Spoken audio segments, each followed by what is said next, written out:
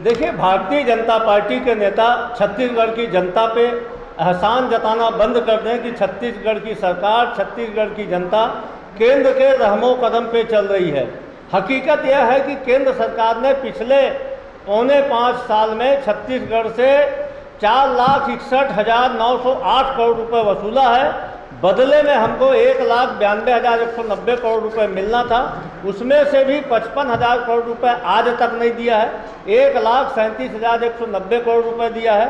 प्रति वर्ष छत्तीसगढ़ को लगभग जो केंद्र से पैसा मिलता है वह पैसा होता है लगभग 27,438 करोड़ रुपए, और हर साल केंद्र सरकार हमसे वसूलता है 92,382 करोड़ रुपए। अर्थात केंद्र सरकार जो हमसे लेता है उसका मात्र 29% हमें देता है, 70% खुद रखता है। अभी कितना बढ़ा है, किस मद में कितना आया, मैं पूरा पत्र जारी कर दिया हूँ। ये पत्र आप सबके मेल में भी आ जाएगा। मैंने पढ़ते भी बताया कि लगभग 4,61,908 करोड़ रुपए हमसे लिए। हमको दिया कितना, 1,92,000 करोड़ रुपए देना था, दिया हमको उन्होंने 1,37,000 करोड़ रुपए। 55,000 करोड़ रुपए अभी भी हमको लेना बचा हुआ है, 5 सालों में हमारा बकाया है।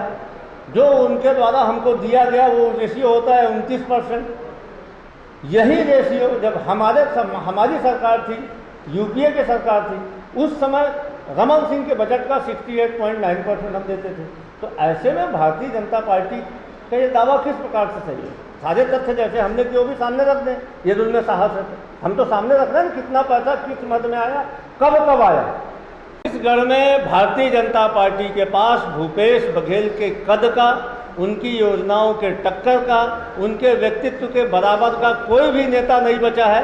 भारतीय जनता पार्टी यहाँ पे रणनीति बनाने के लिए अमित शाह और तमाम केंद्रीय नेताओं को भेजती है, चुनाव अभियान समिति का प्रभारी भी बाहर के नेताओं को बुलाती है, और अब तो ये भी सुनने में आ रहा है कि विधानसभाओं में भी इंचार्ज बाहर के नेताओं को बनाया जाएगा। मुझे तो ऐसा लगता है कुछ दिन बाद भारतीय जनता पार्टी चुनाव प्रचार करने भी बगल के राज्यों में जाएगी कि हाँ आके वोट डालो।